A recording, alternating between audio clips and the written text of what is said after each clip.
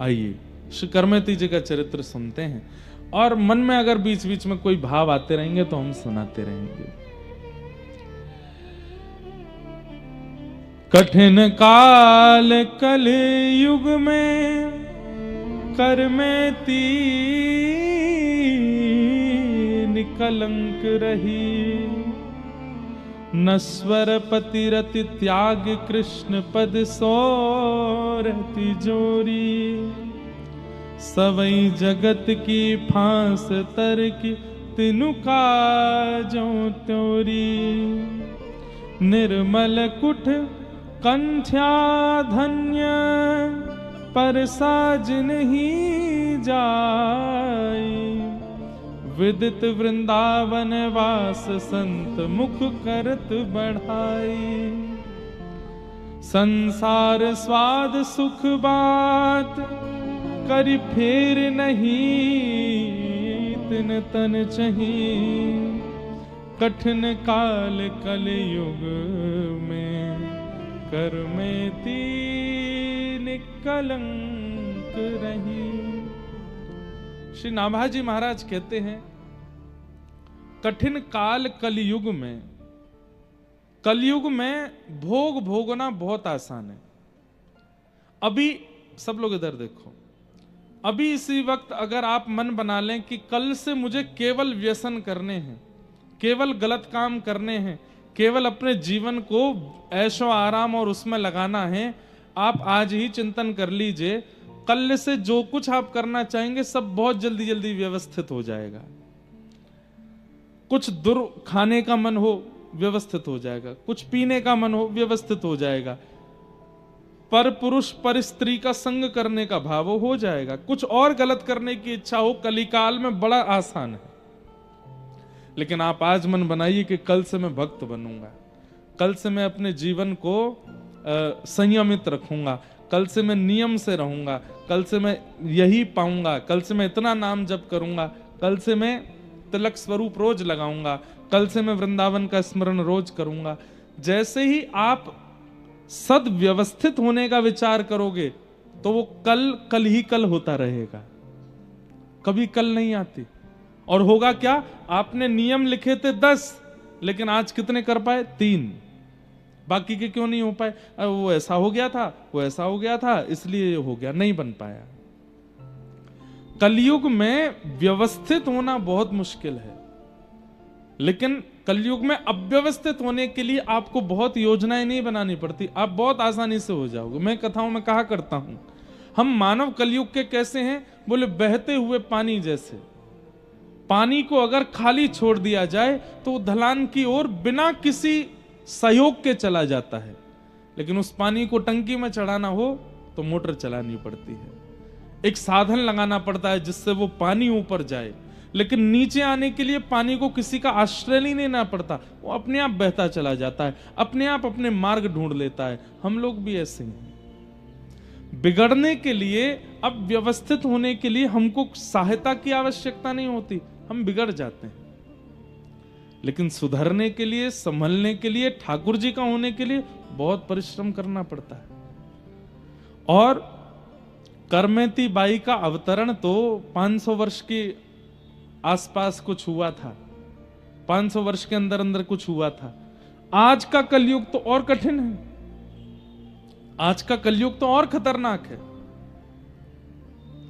अपनी बालावस्था में हमको नहीं पता था कि फोन किसको कहते हैं, और आज 2.5 वर्ष 3 वर्ष का बालक, वो भोजन के साथ फोन उसको चाहिए ही चाहिए।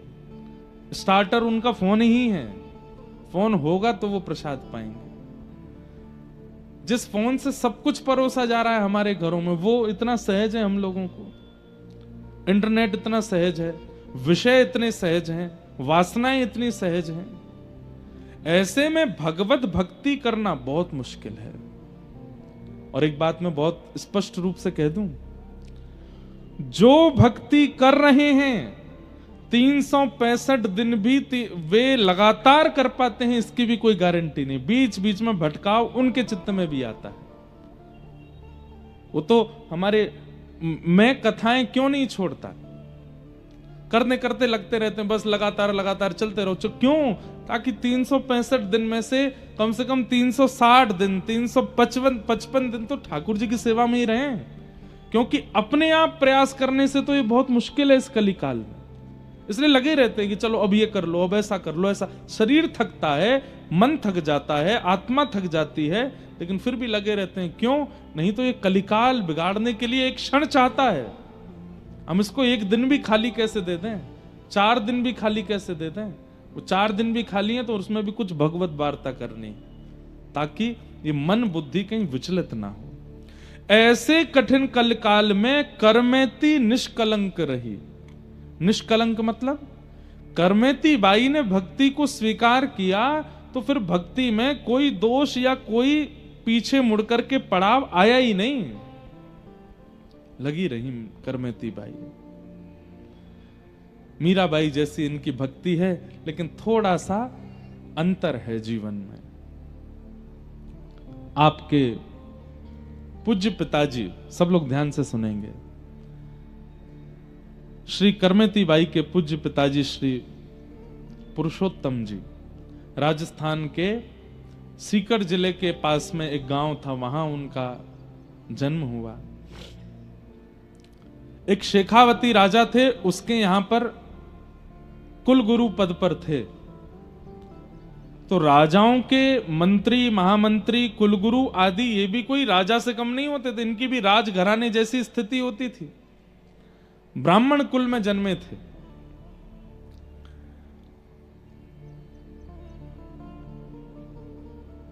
पैंतीस वर्ष निकल गए, ब्याह को भी बहुत समय हो गया, लेकिन कोई संतान नहीं हुई। और संतान ना होने के कारण परिवार के लोगों ने बहुत कुछ कहना शुरू कर दिया। कोई कुछ कहता, कोई कुछ कहता। तो इन सब से परेशान होकर के बोलने लगे, मैं क्या करूं? मैंने सब जगह प्रणाम करके देख लिया, सब प्रकार के क्रम करके देख लिए, लेकिन अब संतान नहीं है, तो इसमें मेरा क्या दोष है? तब किसी ने कहा, तुम्हारी कुल देवी तुमसे नाराज है, इसलिए तुम्हारे घर संतान नहीं हो रही। श्री पुरुषोत्तम जी बोले, मैं कुल देवी को भी प्रणाम करके आ चुका हूं, लेकिन वहां के प्रणाम से भी मुझ पर कोई प्रभाव नहीं हुआ, तो अब मैं क्या करूं? तो किसी ने कह दिया, बोले कि तुम जिद के साथ जाओ कि अगर देवी आपने मेरा ये काम नहीं करवाया तो मैं ऐसा कर दूंगा, जबकि ये नहीं होना चाहिए, गलत है।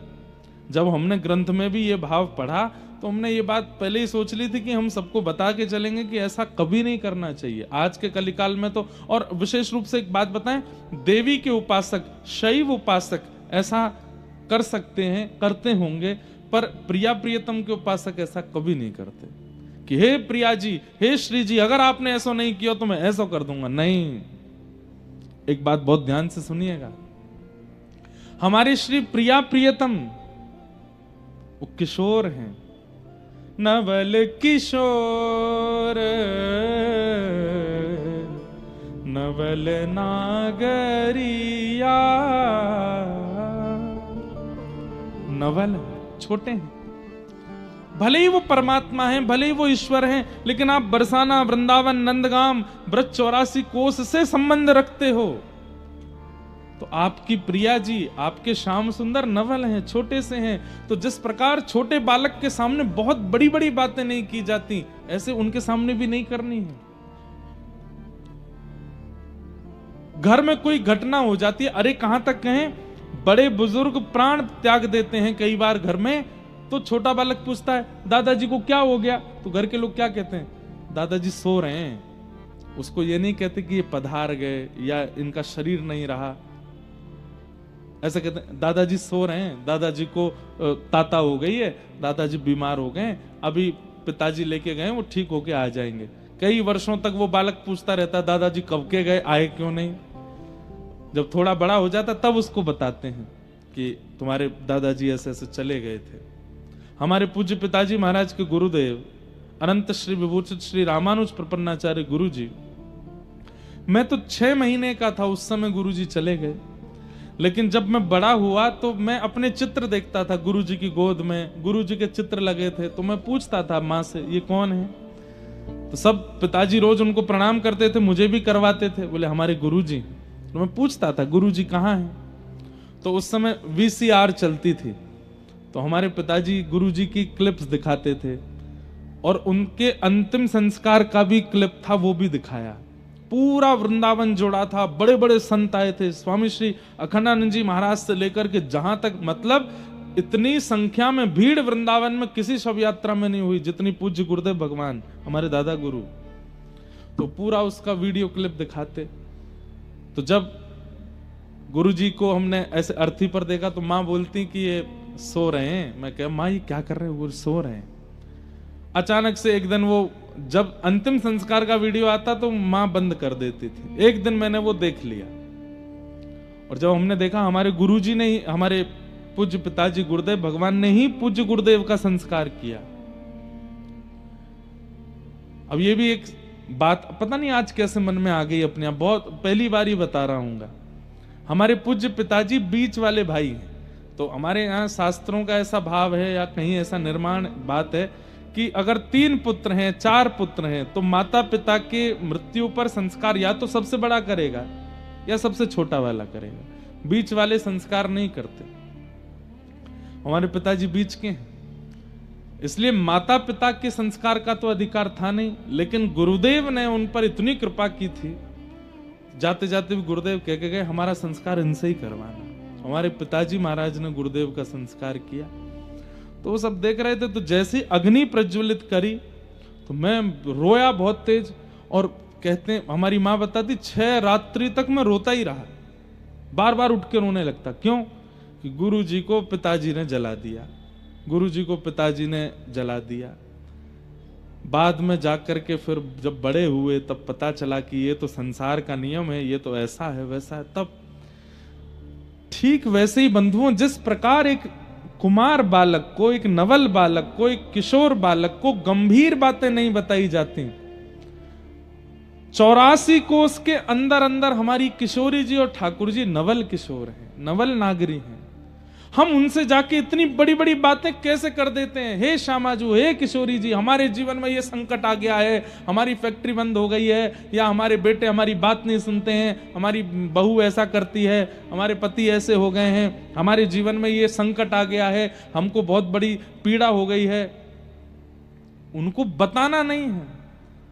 किशोरी जी घबरा जाती होंगी, क्योंकि वो तो नित्य केली कर रही हैं वृंदावन में, नित्य विहार कर रही हैं वृंदावन में, वृंदावन में सुख लेती हैं सखियों के साथ, अपने प्रियतम के साथ। हम वहां जाके इतनी गंभीर बात करते होंगे तो श्री प्रिया जी संकोच में आ जाती होंगी। नहीं कहना है, राजी रहो, बस आप राजी रहो, आप अपनी नित्य केली में, नित्य विहार में प्रसन्न रहो। तुम सो कछु ना चाहिए हो, हमें आपसे कुछ नहीं चाहिए, आप प्रसन्न रहो। वास्तव में पीड़ा सहते हुए रहना और मुख से कुछ ना कहना, ये एक प्रेमी का स्वरूप है। बरसाना गए, नंदगाम गए, गोकुल गए, वृंदावन गए, राधा रमन, राधा वल्लभ, बिहारी जी सब जगह गए, लेकिन जाकर के अपनी पीड़ा कही नहीं, केवल दर्शन किए, नेत्रों से अश्रु निकले, राधा रमन जी को देख आप राजी रहो, आप प्रसन्न रहो, आपकी मुस्कान देखने के लिए ही हम वृंदावन आए हैं। हमारे घर पर क्या कलेश चल रहा है, क्या विपत्ति आपत्ति, वो नहीं बतानी है आपको, आप प्रसन्न रहो। उनकी प्रसन्नता की इच्छा रखना ही वृंदावन रस प्रेमियों का स्वभाव होना चाहिए। हमें ऐसा लगता है कि जब हम प्रिया प्रियतम के प्रेम सुख का भाव रखते होंगे, वो प्रसन्न रहे ऐसी भावना रखते होंगे, तो प्रिया प्रियतम कहते होंगे याने हमको इतने सुखी रहवे को भाव रखो है, हम प्रसन्न रहें, इसकी मन की ये भावना है, हम भी तो को आशीर्वाद दे रहे हैं, तू भी प्रसन्न रहे। पीड़ा मत बताइए उनको, कष्ट मत बताइए। संकट हरेंगी करेंगी भली वृषभानु की लली, कब? राधा श्री राधा जो गावे, बस गाते रहो उनका नाम, मत कहो उनसे कुछ। उनसे बस ये कहो, हे प्रिया जी, आप नित्य या 84 कोस के व्रज में श्री प्रियतम के साथ आनंद करते रहो। हमारे यहां तो कहते हैं श्यामा तेरो अविचल रहे सुहाए, श्यामा तेरो अविचल रहे। यहाँ इस पंक्ति का भाव क्या है कि श्री ठाकुर जी नित्य आपके रहें और आपको मनाते रहें। हे किशोरी जी, ऐसी हमारी कामना है। आप दोनों के नित्य के लिए में कभी विघ्न ना आवे, आप दोनों ऐसे आनंद करते रहो। हम तो जीव हैं, हम जो सह रहे हैं सहते रहेंगे, आप प्रसन्न रहो, उन्हें मत कहिए।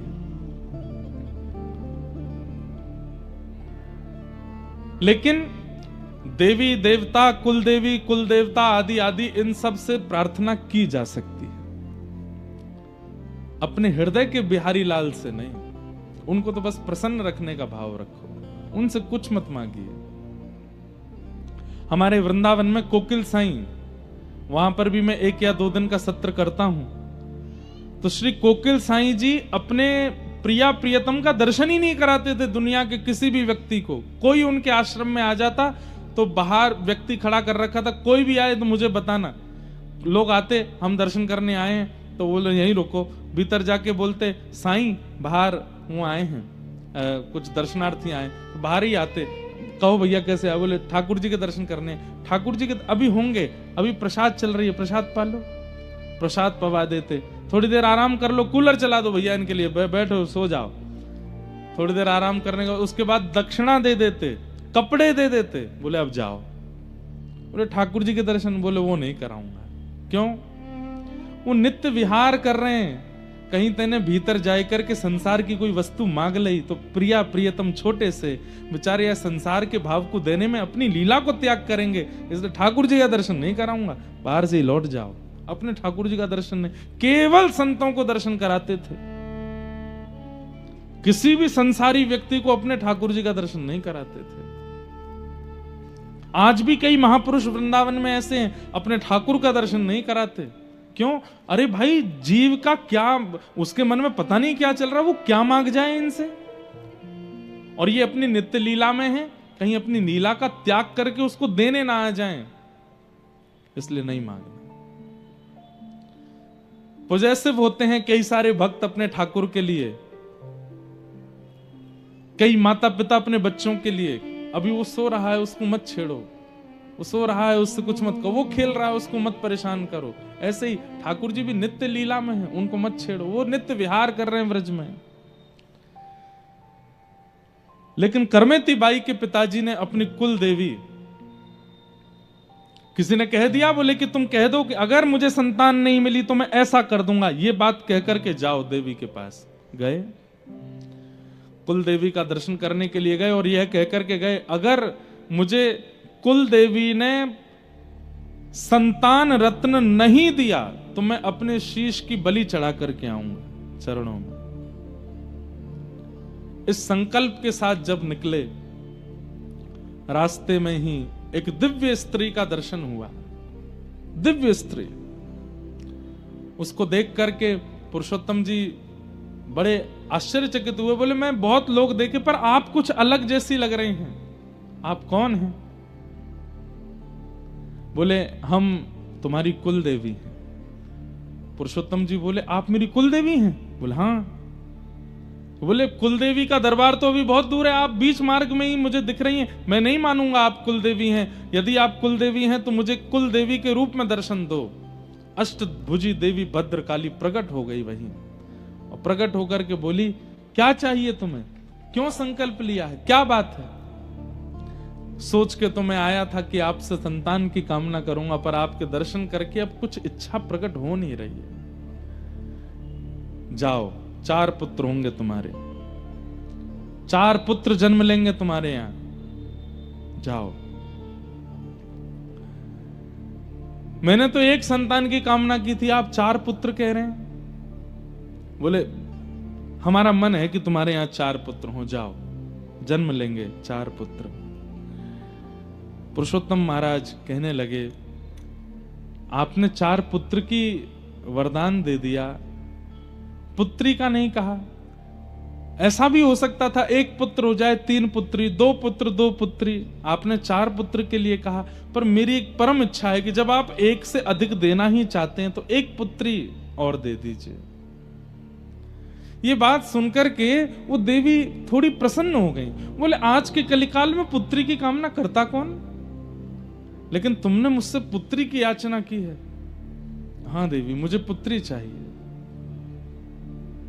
ठीक है, 4 पुत्र होंगे, वंशवर्धन करने वाले होंगे, धन वर्धन करने वाले होंगे, ऐश्वर्य वर्धन करने वाले होंगे, तुम्हारे कुल का उत्थान करने वाले होंगे, लेकिन एक पुत्री होगी, परम भक्त होगी।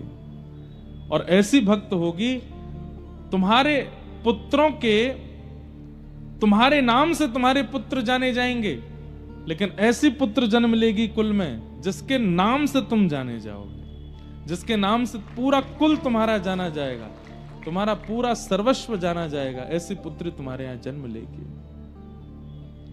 आनंदित होकर के पुरुषोत्तम जी वापस लौट करके आए। धीमे धीमे 4 पुत्र हुए और 4 पुत्रों के बाद 5वीं पुत्री गर्भ में आई। अच्छा, एक बात तो माननी पड़ेगी,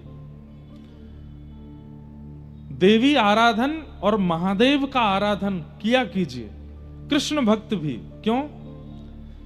भक्ति के वर्धन के लिए उनकी आराधना करो, क्योंकि वे ठाकुर जी के समीप के हैं, उनके मित्र हैं। उनके आराधन से उनको प्रसन्न करके कहो कि आप ठाकुर जी से कहो हमारे चित्त में और प्रेम बढ़े। महादेव से कहो, हे महादेव, हे गोपेश्वर महादेव, आप ठाकुर जी से कहो हमारे चित्त में और प्रेम बढ़े। तो देवी आराधन, महादेव के आराधन से चित्त में प्रीति बढ़ सकती है। इसलिए कृष्ण भक्त भी, हमारे वृंदावन के भक्त भी नवरात्रि का व्रत किया करो। गोपियों ने नवरात्रि व्रत किया था, उसी के बाद महारास हुआ, और उसी में ही कात्यायनी मैया से मांगा था कि कृष्ण हमको पति रूप में मिले। कात्यायनी मैया की कृपा से शरद पूर्णिमा पर रास बिहार हुआ। तो देवी कृपा तो करती हैं। कृष्ण भक्त भी अगर कृष्ण भक्ति के लिए नवरात्रि का व्रत रखें, और आगामी अभी श्रावण आएगा, सोमवार के सोमवार महादेव की आराधना करो, केवल इसी भाव से कि हमारे व्रज के प्रति इतना प्रेम हो जाए, प्रिया प्रियतम इतने प्रिय लग जाएं, हमसे जो भी अपराध बनता है, जो भी हमसे पीड़ा बनती है, कष्ट बनता है, वो सब दूर हो जाए, बस ठाकुर जी की प्रीति प्राप्त हो, ऐसी महादेव कृपा करो। आप हमें याद करेंगे। देवी आराधन और महादेव का आराधन कृष्ण भक्ति में और प्रेम भर देगा। ऐसा प्रेम उत्पन्न होगा कि नेत्र सदा सजल रहेंगे, इन नेत्रों से अश्रु कभी रुकेंगे नहीं, ऐसा प्रेम देंगे। महादेव तो भीगे रहते हैं, 24 घंटे भीगते ही रहते हैं। ऐसा ही वो भीगे रहने का तात्पर्य है, वो नेत्रों से प्रेम रस गिर रहा है महादेव के, ऐसे ही हम हो जाएंगे। तो देवी आराधन और महादेव का आराधन कृष्ण भक्तों को भी करना चाहिए। उनकी पावन तिथि, नवरात्रि, श्रावण, सोमवार आदि, इन सब पे महादेव देवी को प्रणाम करते रहो। हमारे गुरुदेव के प्रति, वृंदावन के प्रति, श्री जी के प्रति खूब प्रेम बढ़े। हे महादेव, ऐसी कृपा करो, वर्धन होगा।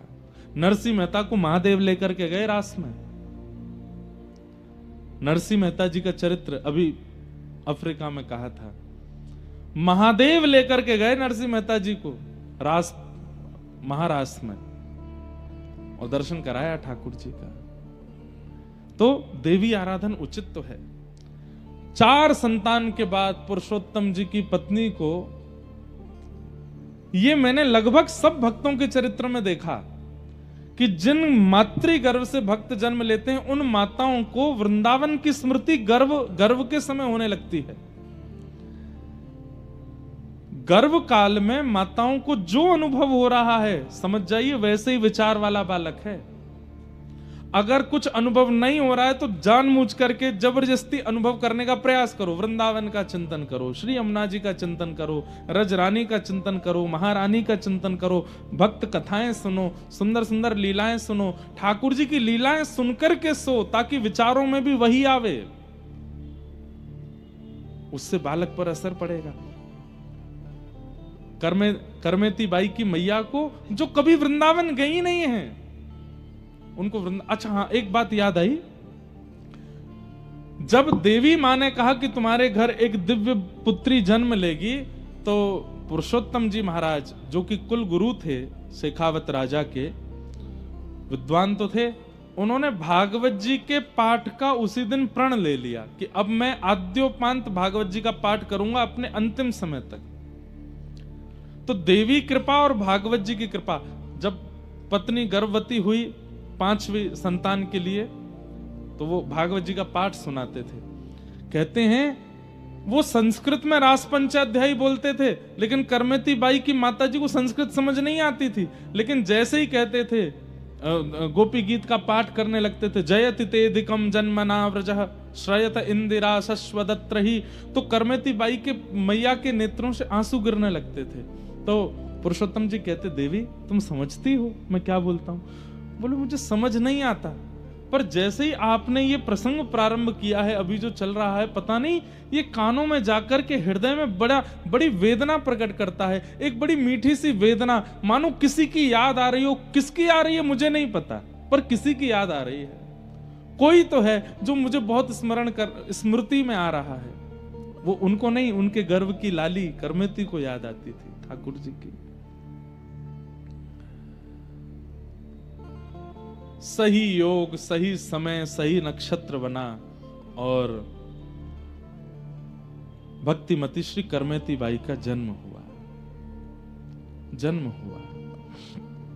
आनंद उत्सव मना, राजा ने भी खूब उत्सव मनाया। हमारे कुल गुरु की पुत्री हुई है, उत्सव मना करके सब आनंदित हुए, सब उल्लसित हुए। करमेती बाई का जन्म। धीरे धीरे करमेती बाई बड़ी होने लगी। भाई तो चारों व्यापार में लगे हैं, आदि आदि चीजों में लगे हैं, लेकिन छोटी सी करमेती बाई केवल अपने मंदिर के ठाकुर जी की ओर देखती है। घुटमुन चल करके भी केवल वहीं जाती है। पिताजी जब भागवत जी का पाठ करने बैठते हैं तो सामने आके बैठ जाती है और बस अपने पिता के मुखमंडल को देखती रहती है। ऐसे लक्षणों से पिताजी को याद तो था कि कुलदेवी ने कहा था कि परम भक्त होगी। घर में कभी संत जन आते, घर में कभी महत पुरुष आते, तो करमेती बाई इतनी आनंदित हो जाती, इतनी प्रसन्न हो जाती, जैसे आजकल के बालक मामा के घर में आने से या बुआ के घर में आने से उछलने लगते हैं। ऐसी करमेती बाई नाचती पूरे घर में, छोटी सी, बड़ी खुश होती संतों के आगमन पर। हमारे अष्ट सखा एक जगह कहते हैं कि ठाकुर जी से आप प्रेम करते हो, ये एक बात है, दुनिया प्रेम करती है ठाकुर जी से, लेकिन ठाकुर जी जिससे प्रेम करते हैं उसका लक्षण क्या है? ठाकुर जी अगर किसी को चाहते हैं तो उस व्यक्ति का लक्षण क्या है? तो हमारे अष्ट सखाओं में श्री कृष्ण दास या गोविंद दास जी का पद अभी गाएंगे तो याद आ जाएगा। वो क्या कहते हैं? बोले ठाकुर जी जिससे प्रेम करते हैं उसको संतों से प्रीति सहज होती है। कैसी सहज प्रीति? नाम नहीं जानते, पहले कभी देखा नहीं, केवल माथे पर तिलक दिख गया, गले में कंठी माला दिख गई है, धोती दिख गई है, अगर जटा धारण करते हैं तो संत की जटा दिख गई है। किसी ना किसी रूप में ये व्रज के संबंधी हैं, ठाकुर जी के संबंधी, ये पता चल गया। देखते ही मन प्रसन्न हो जाए, उनसे मिलने का मन करे, उनके पास जाके बैठने का मन करे, उनको देखते ही प्रसन्नता चित्त में प्रकट होने लग जाए।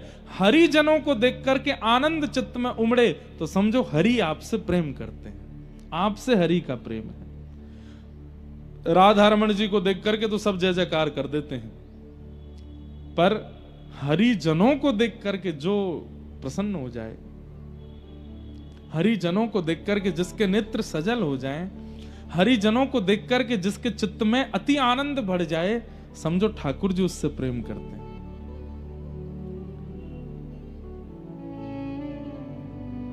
तब अपनों करी जाने गिरधर, तब अपनों करी जाने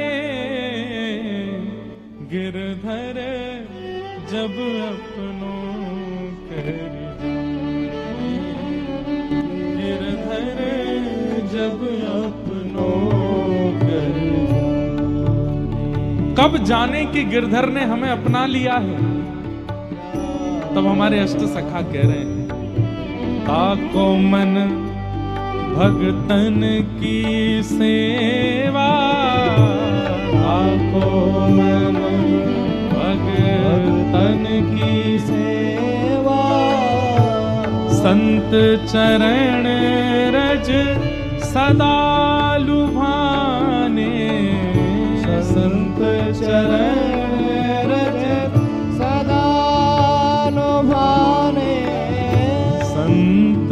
चरण रज सदा लुभाने, संत चरण रज सदा लुभाने, गिरधर जब अपनों कर जाने, गिरधर जब अपनों। अभी हम साउथ अफ्रीका गए थे कथा करने, तो वहां पे समुद्र के किनारे घूम रहे थे, हमारे सब संगीतज्ञ भी थे और भी लोग सब धोती वोती पहने घूम रहे। तो एक वहां के जो वहां कृष्ण वर्ण के लोग रहते हैं ना, कृष्ण वर्ण समझ गए, राधा रमन जी जैसा वर्ण है उनका, बिल्कुल देखने में ऐसा लगता है कि ओहो, अंधेरी निशा, अमावस्या की रात्रि, और जब हंस जाते हैं तो लगता है कि तारे टिमटिमा गए हों। अच्छे हैं, किसी की बुराई नहीं है, लेकिन तो हम लोग समुद्र के तट पर घूम रहे थे, तो एक आया दौड़ा दौड़ा, बड़ा हत्ता तगड़ा लंबा, और हमारे रूप ये धोती वोती देख करके ऐसे खड़े होकर के देखे, बोले यू ऑल फ्रॉम इंडिया? हमने कहा यस। हरे कृष्णा हरे कृष्णा। और जैसे उसने हरे कृष्णा कहा, मैंने कि देखो, ठाकुर जी को देख करके कोई हरे कृष्ण कहे, जय जय श्री राधे कहे, तो समझो वो ठाकुर जी से प्रीति करता है। मैंने कहा लेकिन अष्ट सखा कहते हैं ताको मन भक्तन की सेवा। मैंने कि दौड़ के हमसे हरे कृष्ण बोलने आया धोती देख करके, और देखो कितना प्रसन्न, हमारे संग फोटो खिंचा के गया। मैंने कि कहीं ना कहीं इसके पूर्व जन्म के या किसी जन्म का या इस जन्म का कोई तो ऐसा कर्म होगा, ठाकुर जी को थोड़ा सा प्रिय तो है, थोड़ी सी इसके प्रति प्रीति है। अब कालांतर में आगे जाकर के इस पर क्या कृपा होगी ये तो मुझे नहीं पता, लेकिन अभी ब्रजवासियों को देख करके दौड़ करके आया है और प्रणाम कर रहा है और जय जय हरे कृष्ण कर रहा है। ठाकुर जी की इस पर कृपा है। क्यों? हरिजन संगे हरि उर आने, गिरधर जब अपनों कर जाने, गिरधर जब अपनों कर, ओ गिरधर जब अपनों कर जाने, गिरधर जब अपनों। बोलो भक्त वत्सल भगवान की। करताल बजा के गाओ।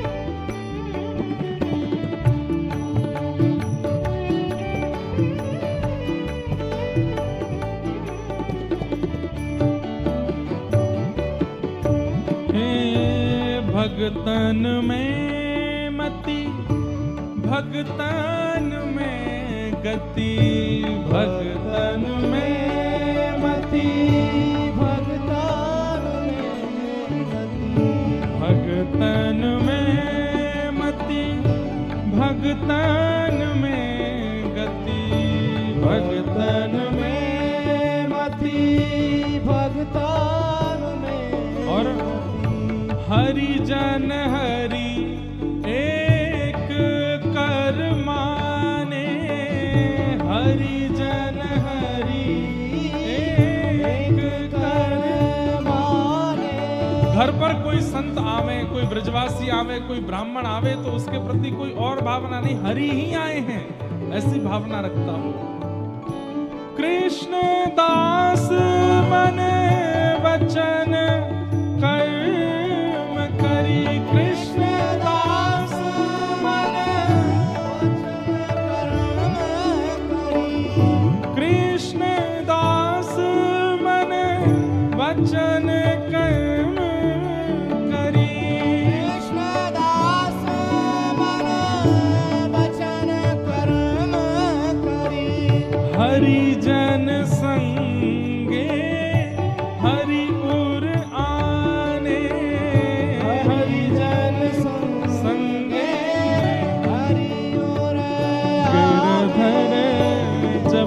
अपनों कर जाने, गिरधर जब अपनों। अब यहाँ कृष्णदास जी एक बात बहुत बड़ी कह गए।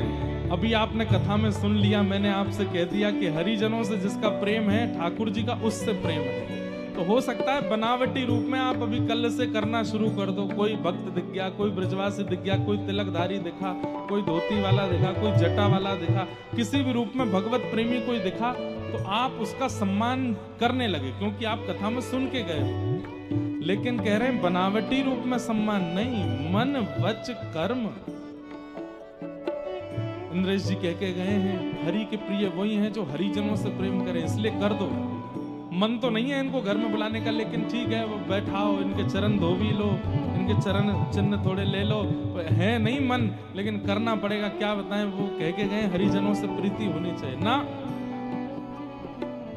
कृष्णदास मन वच हरि, मन वच कर्म, मन वच और कर्म से तीनों से आपकी प्रीति उसके चरण में जब तक नहीं बनेगी तब तक हरि प्रिय नहीं होंगे। क्योंकि हरिजन संगे हरि उर आने, हरिजन जब घर आता है उसी क्षण हरि चित्त में आ जाते, हरि हृदय में आ जाते।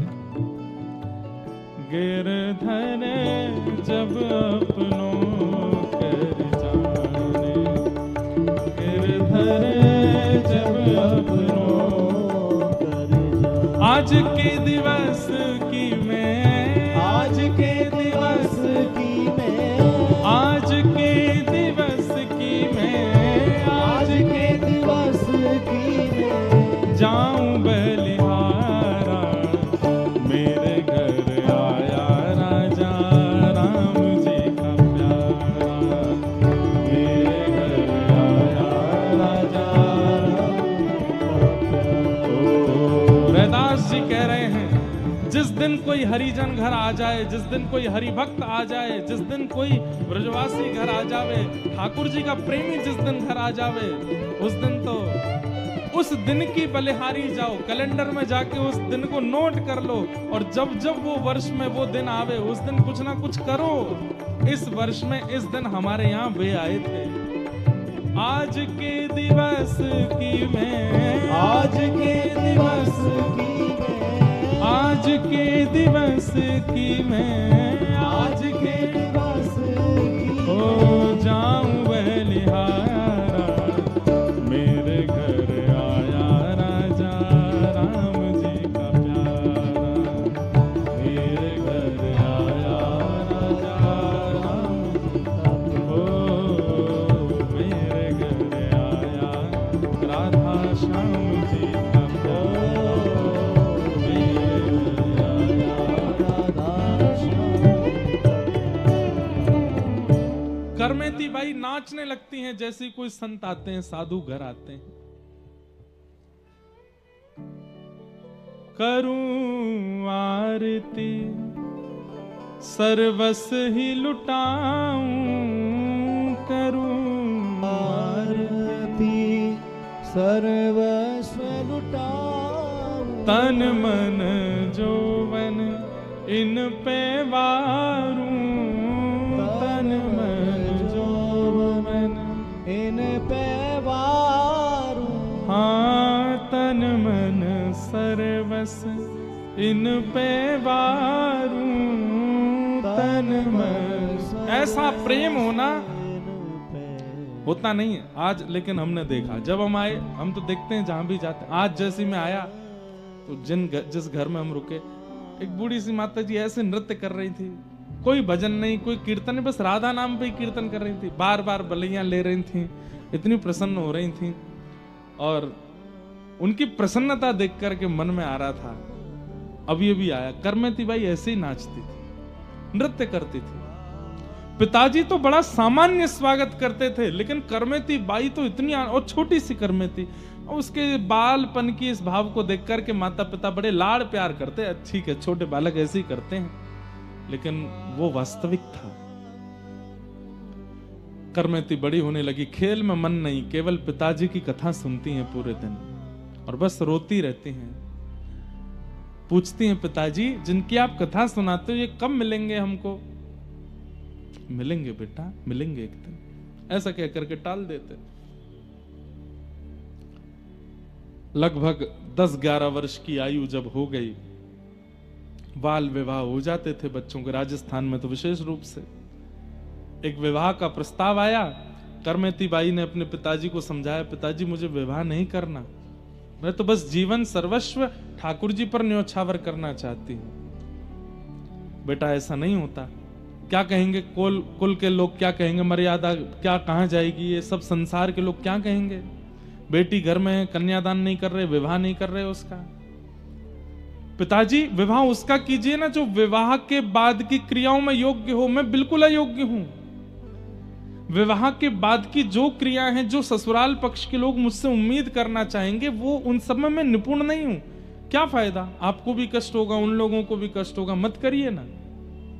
यही सेम बात मीराबाई के चरित्र में आती। मीराबाई भी ऐसे समझाती अपनी मां को कि एक विवाहिता नारी का जो कर्तव्य होना चाहिए सास के प्रति, ससुर के प्रति, ननद के प्रति, जेठ जेठानी के प्रति, पति के प्रति, ससुराल के प्रति, उसमें मैं बिल्कुल अयोग्य हूं मां, मेरा ब्याह मत करो।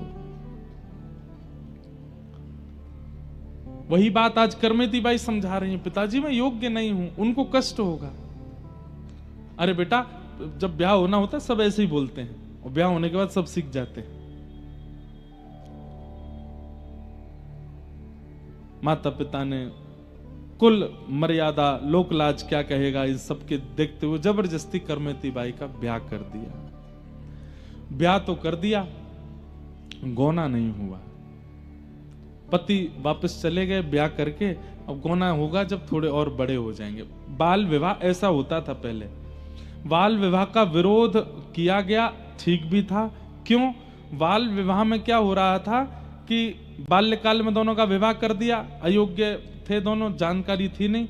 गौना वही होता था 18, 19, 20 साल में जाकर के, और तब तक दो प्रकार के कर्म होते थे, या तो लड़का को कोई और पसंद आ गया, यहाँ जो बहू थी उसको कोई और पसंद आ गया, या फिर कई बार दोनों में से किसी की मृत्यु हो जाती थी, या कुछ भी ऐसी घटनाएं होती थी। इसलिए बोलते थे कि भाई जब वो योग्य हो जाए तभी ब्याह करो,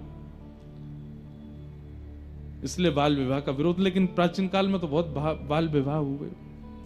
गौना की प्रतीक्षा, अब करमेती बाई रोज सिंदूर लगाती हैं मां, छोटी सी हैं 12 वर्ष की, यहां तक चूड़ियां पहनाती हैं, साड़ी पहनाती हैं, पैरों में पाजेब पहनाती हैं।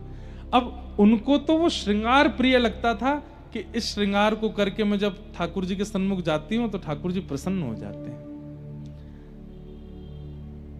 पूछती थी माँ ये किसके लिए? बोले ये पति के सौभाग्य के चिन्ह होते हैं, पत्नी को धारण करने चाहिए, उससे पति प्रसन्न भी रहता है और दीर्घायु भी होता है। वो तो प्रियतम को ही अपना सर्वस्व मान चुकी थी। सिंदूर लगाती, चूड़ी पहनती, सब श्रृंगार करती, पर दौड़ के जाती मंदिर में, ठाकुर जी से जाके पूछती कैसी लग रही हूं मैं, आज मेरा स्वरूप कैसा लग रहा है आपको? पिता कभी कभी चिंता करते, पत्नी से बोलते मुझे थोड़ा लगता है कि करमेती, बोले अरे उसका ब्याह हो गया है, कोई बात नहीं, अभी बालिका ही तो है, थोड़ी थोड़ी बड़ी हो जाए, गौना तक आ जाएगी बुद्धि उसमें। लेकिन मीराबाई तो सदैव तड़प रही हैं, मिलवे को मोहे चाब घनेरो, मिलवे को मोहे चाब घनेरो, कब मिल पीत सवेरा, गोविंद कब मिल मीत सवेरा, गोविंद कबहू मिले पिया मोरा, गोविंद कबहू मिले पिया मोरा, गोविंद कबहू। कहती हैं, बात करती हैं अपने ठाकुर जी से, कब मिलोगे आप मुझे, कब मुझे मिलोगे, मेरे ऊपर कृपा कब करोगे, कब तक ऐसे मूर्ति बने खड़े रहोगे, अब तो मेरी धीरे धीरे उम्र बढ़ती जा रही है, कब मिलोगे आप मुझे? बस यही कहकर के रोती रहती हैं। व्याकुल प्राण धरत नहीं धीरज, व्याकुल प्राण धरत नहीं धीरज, कब देखूं मुख तोरा गोविंद, कब देखूं मुख तोरा। मीराबाई का पद है, बहुत प्यारा पद है। मीराबाई के पद इतने अद्भुत हैं, अगर हमको कोई कह दे ना, हम सालों साल मीरा चरित्र ही कहते हैं, इतना सुंदर है। मीराबाई की रचना लेखनी बताती है कि उनका प्रेम कैसा है, अद्भुत है। मीरा के प्रभु गिरधर नागर, मीरा के प्रभु गिरधर नागर, ताप तपन बहु तोरा गोविंद, ताप तपन बहु तोरा गोविंद, कबहु मिले पिया मोरा।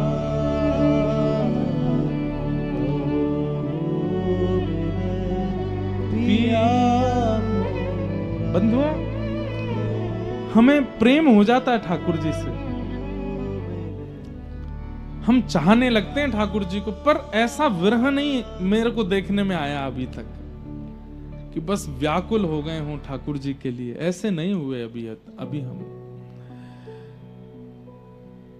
हम स्वयं बहुत दिनों तक कथा करते रहते हैं, तो अब तो लाल जी सफर में नहीं रहते, साथ कथाओं में नहीं जाते, कुछ समय लाल जी की स्मृति तो होती है। जैसे अभी अयोध्या में कथा थी तो मैं सीधे जहां रुका था वहां पहुंचा, तो जाते ही नियम होता था लाल जी पहले पहुंच जाते हैं। लाल जी कहाँ विराज रहे, तो जो पंडित जी सेवा करते वो भी भावुक हो गए, लाल जी तो नहीं आते अब कथा में, तो हम दोनों थोड़ी देर के लिए सहम गए कि अब लाल जी आते नहीं, कि 4 साल तो लगातार कथाओं में आए। तो अभी घर पे बात करते हैं तो कहते हैं अब लाल जी को ले जाएं क्या कथा में, मन बड़ा विचलित होता है कभी कभी। तो घर से आता है, नहीं अब यहीं रहेंगे, नहीं जाना। हमने कहा एक बार पर्ची डाल के देखो, अगली कथा में चलेंगे क्या। पर्ची डालते हैं, ठाकुर जी मना कर देते, नहीं जाना। और विरह हो जाता है चित्त में कि उनका मन नहीं है, वो कह चुके थे कि ब्याह उला के बाद हम घर रहेंगे, घर ही रहते हैं, लेकिन मैं हूं ले जाऊंगा, पर्ची बिना डाले ले जाऊंगा, पूछूंगा ही नहीं। विरह बहुत आवश्यक है बंधुओं, लेकिन हमको संयोग इतना आवश्यक, इतना मिल गया है ठाकुर जी का कि हम विरह का अनुभव नहीं कर पाते। ये जो अश्रु गिरते हैं ना प्रेम विरह में, कृष्ण विरह में, ये अश्रु नहीं है, हमारे चित्त में जितने भी दोष हैं ठाकुर जी से मिलने वाले, वो सब एक एक बिंदु करके निकलते हैं। जितने निकलेंगे उतने स्वच्छ हो जाएंगे हम, पर वो निकलते ही नहीं है, रह जाते हैं भीतर।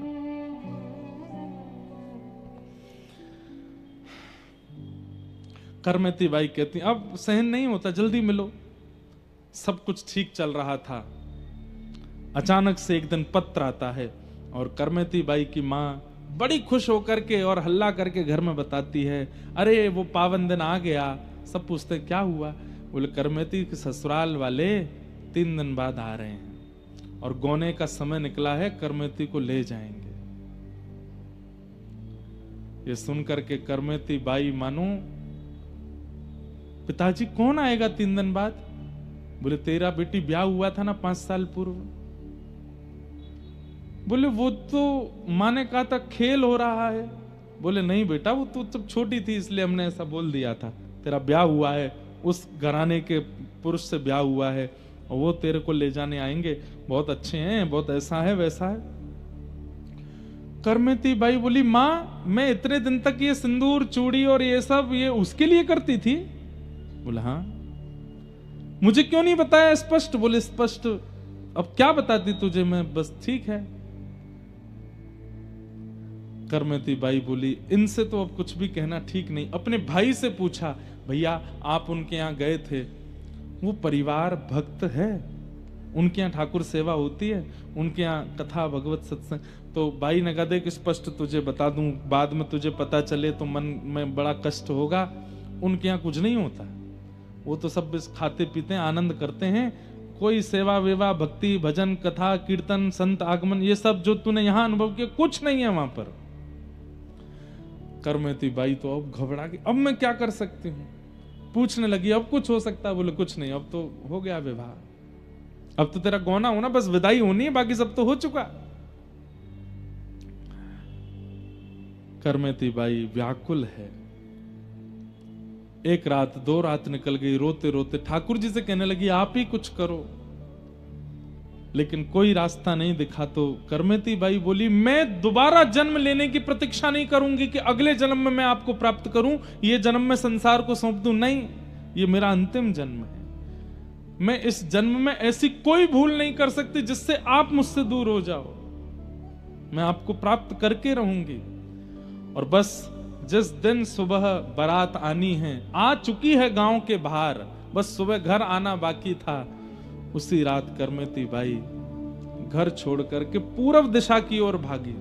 क्यों? ये नहीं पता कि वृंदावन का रास्ता कहां है, बस ये पता है किसी संत ने कहा था कि हमारे घर से पूर्व दिशा में वृंदावन है। तो बस पूर्व दिशा की ओर देखा, और दिशा की ओर देख करके बस कुछ सामग्री कुछ लेकर के नहीं गई हैं, जैसी स्थिति में थी उसी स्थिति में पूर्व दिशा की ओर चल पड़ी। रास्ते में जंगल पड़े, भयभीत जंगल। छोटी सी करमेती बाई 16 वर्ष की हैं, बस जगह जगह हिंसक जीव मिल रहे हैं, और सबसे बस जाके कह देती हैं मुझे कृष्ण मिल जाए उसके बाद मेरे को नष्ट कर देना, मेरे प्रियतम मुझे मिल जाए उसके बाद तुम मुझे आहार बना लेना, मुझे एक बार ठाकुर जी मिल जाए मैं खुद लौट के तुम्हारा आहार बनने आ जाऊंगी, बस एक बार देख लूं उनको। सुबह का समय हुआ, बारात आई, करमेती को कक्ष में खोजने गए, नहीं मिली। रसोई में खोजा, बाहर ढूंढा, पीछे ढूंढा, गांव में ढूंढा, सब जगह ढूंढ लिया, लेकिन करमेती नहीं मिली। माता पिता, सुबह से शाम हो गई, बारात बैठी है, कहां है बहू? बस अभी मिल जाएगी, अभी मिल, ऐसे करके 2 दिन तक बारात को रोक के रखा। अंत में बताना पड़ा कि करमेती मिल नहीं रही है। शेखावत राजा जिनके कुल गुरु थे, उनको पता चला कि पुत्री घर में मिल नहीं रही है। पिता ने कहा मुझे एक ही संशय है। बोले क्या? वो वृंदावन गई होगी, वो श्याम सुंदर से बहुत प्रेम करती, पर हमें लगता था ये उसका बालपन है, हम थोड़ी जानते थे कि वो इतनी तन मन धन से न्यौछावर हो चुकी है। हे राजन, आप रक्षा कीजिए, मेरी पुत्री ढूंढी है। सेना लगा दी, बोले ढूंढो। उस सेना को लगाया जो बड़े बड़े युद्ध में जाती थी कि ढूंढ के लाओ, हमारे कुलगुरु की पुत्री को ढूंढ के लाओ। करमेती बाई भूखी प्यासी बस पूर्व दिशा की ओर, यही पता है पूर्व दिशा। अब उसमें नदी कभी आ जाती है तो बेचारी नदी पार करती हैं, कभी घने जंगल आ जाते हैं तो उसको पार करती हैं, कभी कुछ और पड़ता है, गांव पड़ते हैं तो छुप छुप के वहां से निकलती हैं। बस पूर्व दिशा नहीं छोड़नी, यहीं रहते हैं श्याम सुंदर, यहीं है वृंदावन। क्या समझ में आया अब तक की कथा सुन के? करमेती बाई को प्रेम हुआ ठाकुर जी से, ठाकुर जी को प्रेम हुआ है करमेती से। प्रेम तो मुझे भी है, आपको भी है, पर हम ऐसे व्याकुल नहीं होते। ऐसी व्याकुलता, ऐसी तत्परता, ऐसी निर्भयता और ऐसी लगन तो उसमें आती है जिसको ठाकुर जी प्रेम कर रहे हो।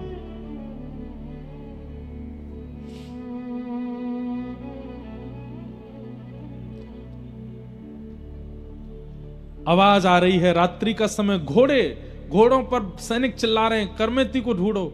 उसका ऐसा रूप रंग है, मां ने बताया था, लाल वस्त्र पहन करके है, गले में सोने के आभूषण पहने हैं, आदि ऐसा हल्ला मचा रहे थे सब जगह। करमेती बाई ने जैसे देखा ये मुझे अब ले जाएंगे पकड़ करके। रेगिस्तान था, वहीं पर एक 3 दिन पुराना ऊंट मरा पड़ा था। गीदड़ और कुछ हिंसक जीव उसके भीतर पेट के सब सामग्री खा चुके थे, भयंकर दुर्गंध आ रही थी उसमें से। करमेती बाई ने सोचा मैं कहीं भी छुपूंगी ये सब ढूंढ लेंगे मुझे और मुझे वृंदावन नहीं जाने देंगे। एक ही उपाय है, ये विशाल ऊंट का कंकाल पड़ा है, इसके अंदर छुप जाती हूं। जब समीप गई तो ग्रंथ में लिखा है कि करमेती बाई को 2 बार बमन की इच्छा हुई, इतनी दुर्गंध थी कि सह नहीं पा रही हूं। 3 दिन से भूखी हैं, अन्न भी नहीं खाया, और जब उसके पास गई तो इतनी दुर्गंध थी कि वहां खड़ी नहीं हो पा रही थी। लेकिन मन में विचार करती हैं, संसार अगर आज करमेती तूने इस दुर्गंध को नहीं सहा तो ये पकड़ के ले जाएंगे और जीवन के अंतिम श्वास तक संसार के विषय की दुर्गंध सूंघनी पड़ेगी। वो जीवन भर की विषय की दुर्गंध सूंघने से अच्छा है कुछ समय की इस ऊंट की दुर्गंध को सहले करमेती प्रियतम मिल जाएंगे। और करमेती बाई उस ऊंट के भीतर प्रवेश कर गई। बाहर से कंकाल और वैसा था, मक्खियां भिन बना रही थी, कोई पास भी नहीं आ सकता, और उसके भीतर करमेती बाई बैठी है, नेत्र बंद करके अपने प्रियतम का स्मरण कर रही है। बस कुछ देर और करमेती, कुछ देर और, फिर से सब चले जाएंगे, फिर हम चलेंगे ना वृंदावन। मानो जैसे अपने आप से ही बात कर रही है। सैनिक जन आसपास आए, मरे हुए ऊंट को देख करके मक्खियां भिन बना रही हैं, दुर्गंध के कारण सैनिक ही घबरा गए, मुंह बंद, अरे जल्दी निकलो यहां से, निकलो भैया, यहां कैसे रुक सकते हैं। और 2 दिन तक करमेती बाई उस ऊंट के कंकाल में ही रही भीतर। ये मानव रह सकता है? नहीं रह सकता। ठाकुर जी जिसको बुला रहे हैं वो रह लेगा, वो कैसी भी व्यवस्था में रह लेगा। 2 दिन बाद करमेती बाई के प्रसंग में आता है, जब वो वृंदावन गई और वहां जाकर के जब लोगों ने उनकी पता किए तो एक संत ने उनसे पूछा, हमने सुना करमेती जी आप ऊंट के कंकाल में रही थी। बोले हाँ। आपको दुर्गंध नहीं आई थी? बोले आई तो थी। फिर कैसे रह ली? बोले भैया जब मातृ गर्भ में हम 9 महीना रह सकते हैं संसार के रसों को भोगने के लिए, तो कृष्ण प्राप्ति के लिए मैं 2 दिन यदि ऊंट के कंकाल में रह ली तो इसमें कौन सी बड़ी बात है। हम सब वह दुर्गंध सह करके आए हैं 9 महीने मां के गर्भ में, केवल किस लिए? ताकि संसार में जन्म लें और संसार में जन्म लेके संसार के रसों का सुख ले सकें।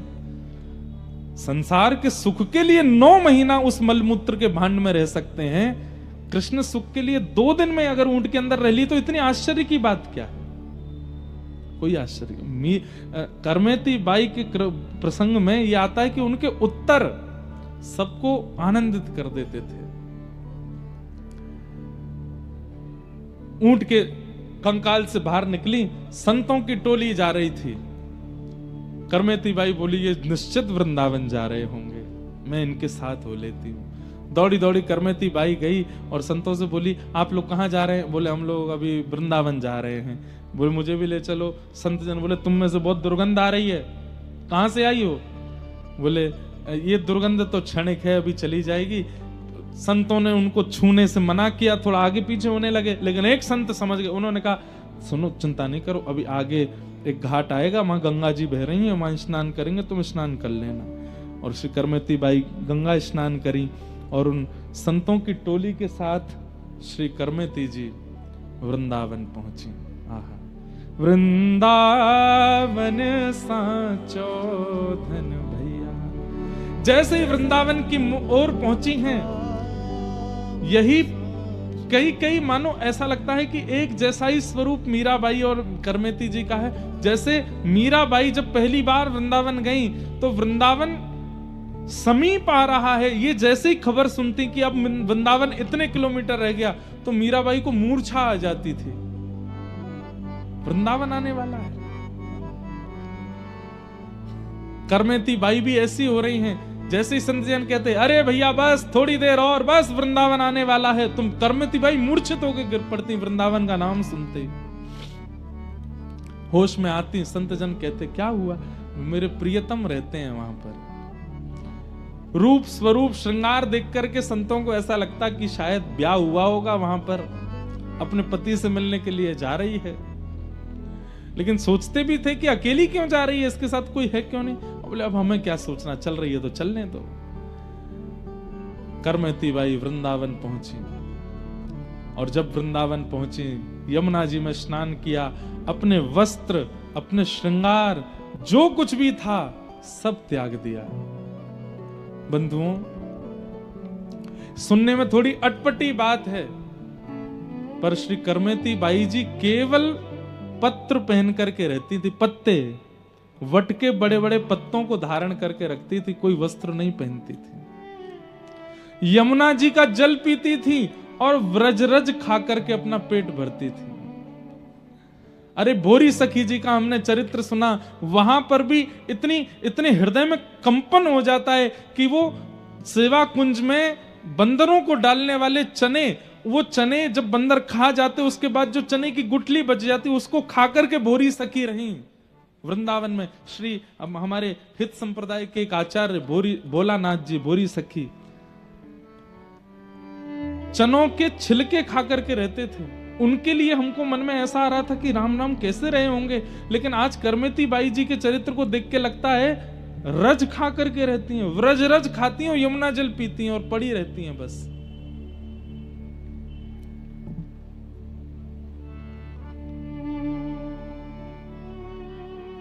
किशोरी तोरे चरणन की रज